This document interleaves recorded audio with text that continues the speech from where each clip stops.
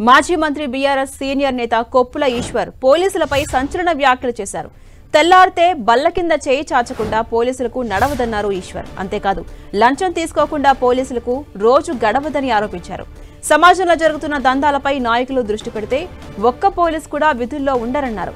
జగిత్యాల జిల్లా ఎండపల్లి మండలం రాజారాంపల్లిలో జరిగిన బీఆర్ఎస్ నియోజకవర్గ సమావేశంలో కొప్పుల ఈశ్వర్ ఈ కామెంట్స్ చేశారు.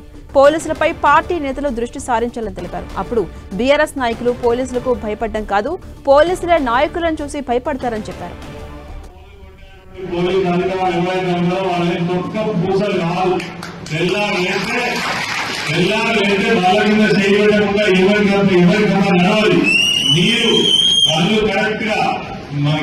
నిజమైనటువంటి దృష్టితో వాళ్ళను చూసినట్టయితే మన వాళ్ళ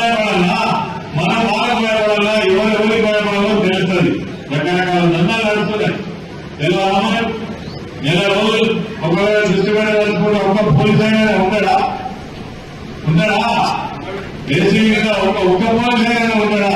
అసలు అందరూ తీసుకోకుండా ఒకరోజు గంట అవ్వాలి. మరి ఎవరికి భయపడాలి? మనకే మన నాయకులకి వాళ్ళు భయపడాలి. మీరు ఒకసారి దృష్టి